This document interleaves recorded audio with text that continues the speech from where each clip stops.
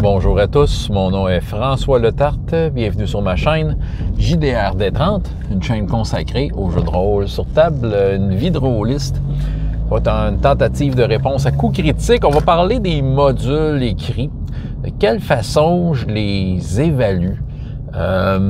C'est ça, je sais pas comment trop l'approcher, là, puis je vais vous avouer, c'est pas la première fois que j'essaie de faire la vidéo. Parce que je me considère pas comme un expert de modules, quoique j'en ai fait beaucoup dans ma vie, mais tu sais, j'ai fait aussi beaucoup plus de trucs préfaits. En fait, attends un peu, je pense que pour m'aider, je vais faire un peu l'inventaire des fois où j'en ai fait ou pas. Puis qu'est-ce que je recherche là-dedans? Mais c'est sûr que si vous m'invitez à un concours d'écriture de modules, là, je vais décliner poliment. Je pense pas avoir les qualités requises pour vraiment vérifier, parce que tu sais, il y a des affaires qui sortent, là, des grosses campagnes de donjons, par exemple, Pathfinder. Tu sais, je parlais avec Danny. Je le name drop depuis une couple de jours, me semble. Il me parlait qu'il fait la campagne impériale de Warhammer, tu sais, puis Warhammer Fantasy. Fait que tu sais, c'est ça, là. Moi, je pense que j'ai une utilisation assez lousse des modules. Écoute, je pense, je vais regarder, là. T'sais, pourquoi pas, là, je brainstorm, là, on jase.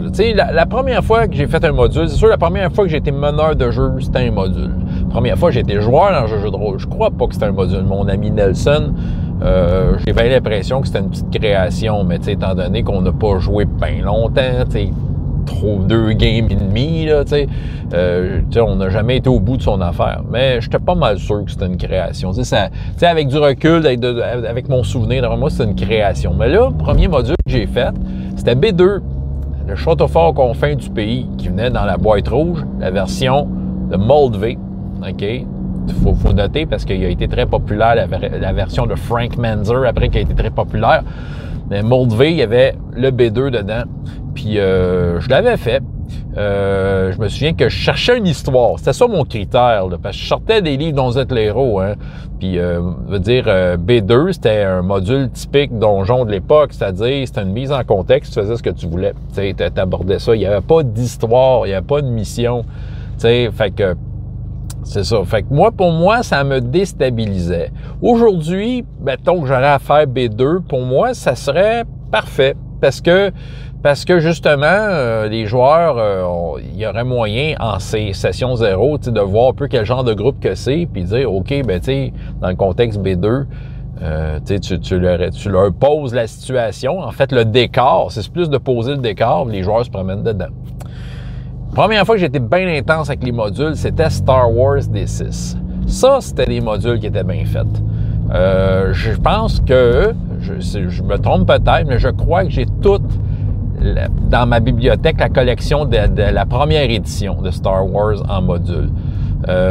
Puis par la suite aussi, j'avais fait une grosse campagne de Star Wars, une des plus grosses que j'ai faites dans ma vie, et je mêlais à ça les scénarios du Casus Belli.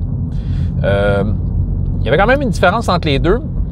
J'avoue que, les premières années que je faisais du Star Wars, j'étais peut-être plus à cheval sur comment le module était fait. Bref, c'était un brin dirigiste. Mais, en même temps, les joueurs, ils suivaient bien les hameçons parce que, ils étaient conscients qu'ils étaient des rebelles, qui étaient là en mission. Fait que, je pense que le but commun était clair pour tout le monde. Fait que ça posait pas de problème. Ce qui était, par contre, très excellent de ces modules-là, c'était le fait que l'ambiance Star Wars était très bien posée. C'était bien expliqué, ça te prenait par la main. Tu avais des encadrés qui rajoutaient des petites richesses, c'est ça. L'information dont tu avais besoin était à portée de main. Tu cherchais pas en épais dans le livre là, pour trouver quelque chose. Tout était là. C'était bien suivi. Puis chaque situation était riche et colorée. Tu avais un mix de combats, d'infiltration, de combats de vaisseaux. Tu avais un peu de tout. Puis voilà, on était heureux. Là, puis voilà. Avec le temps, je les ai abordés différemment. Dans le Casus Belli,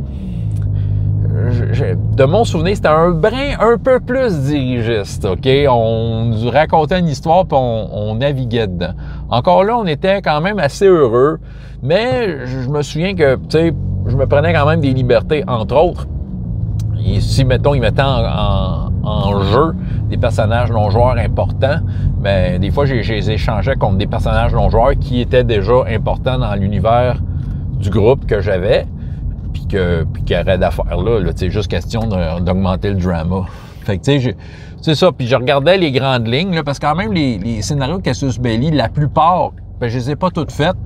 J'en ai encore quelques-uns que j'ai jamais fait. Je ferai probablement jamais, là. Mais la plupart, c'était pas si long que ça, là. C'est comme, c'était une ou deux pages avec quelques cartes, puis, tu sais, un peu dans l'ordre que ça se ferait. C'est bien fait, ces modules-là. Je vais vous dire pourquoi. Parce que les dernières fois que j'en ai fait, je l'ai fait un peu de la façon que je fais un module aujourd'hui, c'est-à-dire, je vais essayer de le déconstruire. C'est-à-dire que, tu sais, je vais prendre un module, essayer de comprendre les différents éléments qu'il y a dedans, un peu l'interaction qu'il y a entre les éléments, les personnages non-joueurs, les situations. Puis, je vais voir, tu sais, dans le fond, je vais le déconstruire dans le sens que je vais laisser les joueurs mener leur aventure un peu comme qu'ils le veulent et prendre la direction qu'ils veulent. Ce qui fait que s'il y a des choses qui se font dans le désordre, ça ne dérange pas nécessairement la trame de fond. Pour moi, un module, puis ce qui fait qu'un module, je vais l'apprécier, c'est que l'agenda de l'adversité est clair. Tu sais, est clair. Clair aussi dans le sens que, tu sais, je suis capable de la saisir facilement. Là, qu'à une première lecture, je comprends très bien où est-ce qu'on s'en va avec les... Où c'est que les méchants s'en vont, en fait.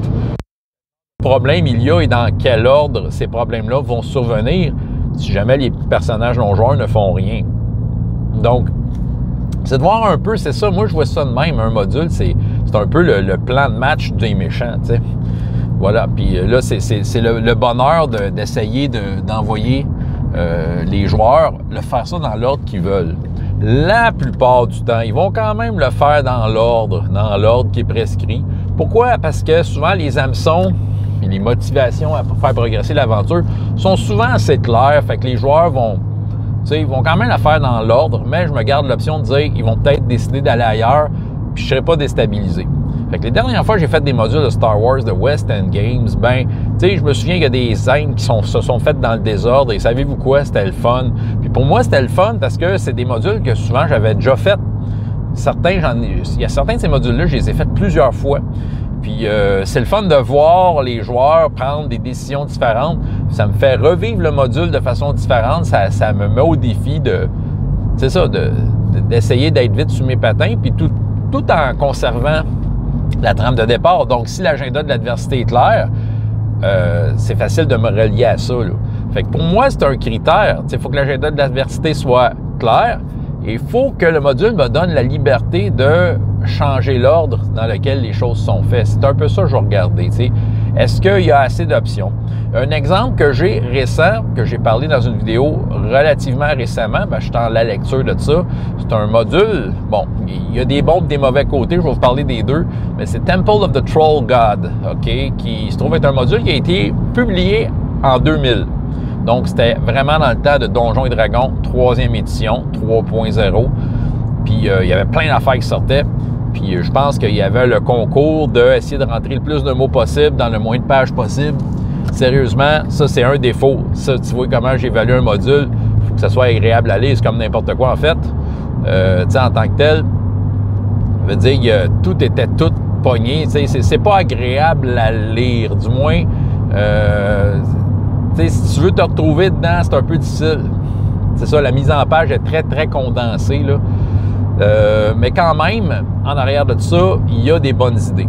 Justement, la première moitié du module, c'est surtout de quelle façon tu te rends au temple et les différents événements qui peuvent arriver. Puis c'est le fun parce qu'ils quand même mettent certains détails, ces événements, tu sais. J'en parlerai pas de même à l'écran parce que ça se peut qu'il y ait certains de ces joueurs-là qui risquent de participer à cette aventure-là, je verrai.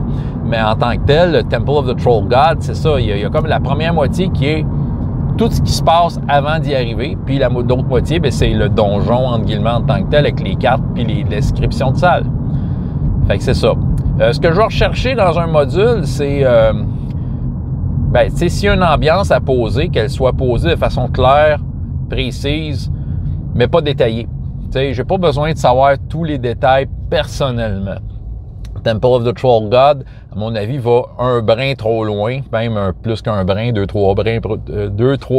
trois brins trop loin, Parce qu'ils vont comme détailler les salles beaucoup. Tu sais, c'est très gore. Là. Puis je le sais que, tu sais, je vais l'adapter, cette aventure-là, parce que ça se pourrait que ce type de description-là ne sert à rien, tu sais, parce que enlève la description, veut dire, le donjon en tant que tel, il y a un semblant de fonctionnel. Comme tous les donjons, c'est juste un donjon avec des trucs à visiter, des trucs à trouver, des trucs à battre. Juste que là, ils mettent beaucoup l'emphase sur la description. Tu sais, j'ai compris dès les 2-3 premières lectures de salle que, OK, c'est une place dégueulasse avec des tripes et murs. Je l'ai compris, là, tu sais. Je pense que je suis capable de faire le reste tout seul. Fait que c'est ça. Fait que je vais aimer, bien justement, je vais plutôt m'intéresser à l'interaction, comme je disais au début. Tu sais, les éléments là-dedans, ensemble, qu'est-ce qui va arriver? Tu sais, un module, c'est comme une photo fixe, OK? L'agenda de l'adversité et les éléments du module sont là si les personnages n'interviennent pas, tu sais. Fait que, tu sais, si on laisse le méchant tranquille, c'est comme dans le module. Aussitôt que les joueurs rentrent dans place, c'est comme un échiquier qui se met en mouvement. Là, la photo se met à bouger. Ce qui fait que, tu sais, la super description que tu m'as fait d'une salle qui, finalement, à part la description, dans ce module-là, à part la description bien dégueulasse, il y a certaines salles qui ne servent pas à grand-chose, tu sais.